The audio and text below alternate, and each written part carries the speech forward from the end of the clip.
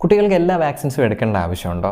നമ്മുടെ national immunisation ഷെഡ്യൂളിലൊക്കെ പറയുന്ന പ്രധാനപ്പെട്ട വാക്സിൻസ് മാത്രം എടുത്തിട്ട് ഈ ഓപ്ഷണൽ വാക്സിൻസ് ആയിട്ട് വെച്ചിരിക്കുന്ന വാക്സിൻസ് തന്നെ നമുക്ക് ഒഴിവാക്കി. റീസെൻ്റായിട്ട് എനിക്ക് വന്നൊരു മെസ്സേജാണ് എന്നോട് ചോദിച്ചത്, 22 വയസ്സായ ഒരാൾക്ക് ഇത്രയും വാക്സിൻസ് ഒറ്റ ദിവസം എടുത്താൽ കുഴപ്പമുണ്ടോ, ഒറ്റ ഡോസായിട്ട് എടുത്താൽ കുഴപ്പമുണ്ടോ, അല്ലെങ്കിൽ എങ്ങനെയായിരിക്കും ഇത് എടുക്കണം? നമ്മൾ എബ്രോഡ് പോകാൻ പ്ലാൻ ചെയ്യുന്നു, പോകാൻ വേണ്ടിയിട്ട് നമ്മുടെ പേപ്പേഴ്സൊക്കെ ശരിയാക്കാൻ പോയപ്പോഴത്തേക്ക് ഇത്രയും വാക്സിൻസ് എടുത്തിട്ടില്ല ഇയാൾ.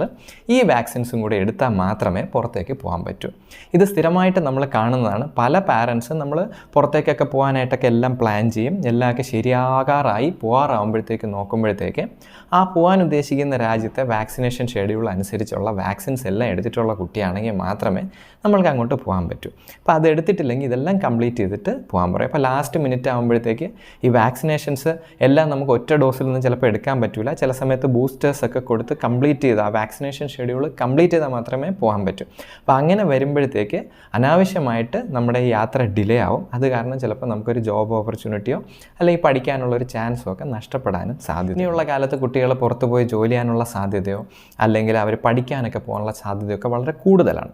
അപ്പോൾ അങ്ങനെയൊക്കെ ഒരു പ്ലാൻ നമ്മുടെ മനസ്സിലുണ്ടെങ്കിൽ തീർച്ചയായിട്ടും ഓപ്ഷണൽ വാക്സിൻസ് അല്ലെങ്കിൽ അഡീഷണൽ വാക്സിൻസും കൂടെ തീർച്ചയായിട്ടും കുട്ടികൾക്ക് കൊടുക്കണം. നമ്മുടെ വാക്സിനേഷൻ ഷെഡ്യൂളിൽ ഗവൺമെൻറ്റിൻ്റെ വാക്സിനേഷൻ ഷെഡ്യൂളുണ്ട്, നാഷണൽ ഇമ്മ്യൂണൈസേഷൻ ഷെഡ്യൂൾ എന്നാണ് പറയുന്നത്.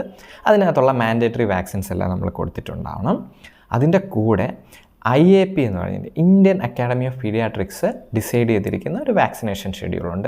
ഇപ്പോൾ ഇത് രണ്ടും തമ്മിൽ ചെറിയ വ്യത്യാസങ്ങൾ മാത്രമേ ഉള്ളൂ. IAPയുടെ വാക്സിനേഷൻ ഷെഡ്യൂൾ വരുന്നത് നമ്മുടെ WHO മറ്റ് ലോകത്തിലുള്ള ആരോഗ്യ സംഘടനകളെല്ലാം അവരുടെ എല്ലാം കൂടെയൊക്കെ വാക്സിനേഷൻ ഷെഡ്യൂൾ കണക്കിലെടുത്തിട്ടുള്ള ഒരു ഷെഡ്യൂളായിരിക്കും IAPയുടെ ഷെഡ്യൂൾ വരുന്നത്. അപ്പോൾ അതിനകത്ത് കുറേ അഡീഷണൽ ആയിട്ടുള്ള വാക്സിൻസും അതിൻ്റെ ഷെഡ്യൂളും കൂടെ അവർ പറഞ്ഞിട്ടുണ്ടായിരിക്കും. അപ്പോൾ IAP ഷെഡ്യൂൾ അനുസരിച്ച് വാക്സിനേഷൻസ് ബാക്കിയുള്ള അഡീഷണൽ വാക്സിൻസ് കൂടെ നമുക്ക് കൊടുക്കാൻ പറ്റുമെങ്കിൽ അത്രയും നമ്മൾ ചെറുപ്പത്തിലെ തന്നെ കുട്ടികൾക്ക് കൊടുത്തു വയ്ക്കുക. അതാണ് ഏറ്റവും ഐഡിയൽ.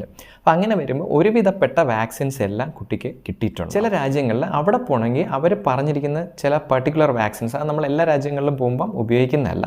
ആ രാജ്യത്ത് പടർന്നു പിടിക്കാൻ സാധ്യതയുള്ള വൈറസുകളെയോ അല്ലെങ്കിൽ ബാക്ടീരിയയോ പ്രൊട്ടക്റ്റ് ചെയ്യുന്ന വാക്സിൻസ് എടുക്കാൻ പറയും. ഉദാഹരണത്തിന് ഇപ്പോൾ മിഡിൽ ഈസ്റ്റിലെ ചില രാജ്യങ്ങളിൽ പോകുമ്പോൾ മെനിഞ്ചോകോക്കൽ വാക്സിൻ എടുക്കാൻ പറയും. നമ്മൾ റുട്ടീനിൽ ഇവിടെ അത് എടുക്കുന്ന സാധനമല്ല. അപ്പോൾ അതുപോലെ ഓരോ രാജ്യത്ത് നമ്മൾ പോകാൻ പ്ലാൻ ഉണ്ടെങ്കിൽ ആ രാജ്യത്തിന് മാൻഡേറ്ററി ആയിട്ടുള്ള വാക്സിൻസ് ഏതെങ്കിലും ഉണ്ടെങ്കിൽ അത് നമുക്ക് നേരത്തെ എടുത്ത് വാക്സിനേഷൻ ഷെഡ്യൂൾ. അപ്പോൾ നമ്മൾ 1.5 മാസം 2.5 മാസം 3.5 മാസത്തിലൊക്കെ ആദ്യത്തെ വാക്സിൻസ് എടുക്കുമെന്ന് പറയുന്ന പോലെ പല രാജ്യങ്ങൾക്കും അവരുടെ നാഷണൽ ഷെഡ്യൂളിന് സൗകര്യപ്രദമായിട്ട് ചെറിയ വ്യത്യാസങ്ങൾ കാണും. അപ്പോൾ അവർ പറയും ചില വാക്സിൻസിൻ്റെ ഫസ്റ്റ് ഡോസ് ഇത്ര വയസ്സായതിന് ശേഷം തന്നെ കുട്ടിക്ക് കിട്ടിയിരിക്കണം, സെക്കൻഡ് ഡോസ് ഇത്ര വയസ്സിനുള്ളിൽ കൊടുത്തിരിക്കണം എന്നൊക്കെ പറഞ്ഞിട്ട് ചില കണ്ടീഷൻസ് പറയാറുണ്ട്. അപ്പോൾ നമ്മൾ പോകാൻ ഉദ്ദേശിക്കുന്ന രാജ്യത്തിൻ്റെ വാക്സിനേഷൻ ഷെഡ്യൂൾ അവരുടെ ഗൈഡ് ലൈൻസ് നേരത്തെ തന്നെ അത് നോക്കി വയ്ക്കുക, അത് വായിച്ച് നോക്കുക, നമ്മുടെ ഡോക്ടറെ പീഡിയാട്രീഷ്യനെ കാണിച്ച് അതൊന്ന് കൺഫേം ചെയ്യുക.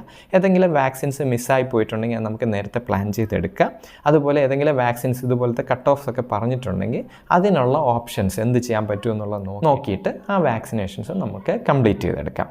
അപ്പോൾ ലാസ്റ്റ് മിനിറ്റ് പാരൻസ് ഒരുപാട് ബുദ്ധിമുട്ടുന്ന ഒഴിവാക്കാനായിട്ട് നമ്മൾ റെഗുലറായിട്ടുള്ള നമ്മുടെ വാക്സിനേഷൻ ഷെഡ്യൂൾ കംപ്ലീറ്റ് ചെയ്യുക, അഡീഷണൽ വാക്സിൻസ് എടുക്കേണ്ടതെല്ലാം എടുത്തു വയ്ക്കുക, നമ്മൾ ചെയ്തിട്ടുള്ളതിൽ എന്തെങ്കിലും വിട്ടുപോയിട്ടുണ്ടെങ്കിൽ അതും ക്ലിയർ ആക്കി വയ്ക്കുക.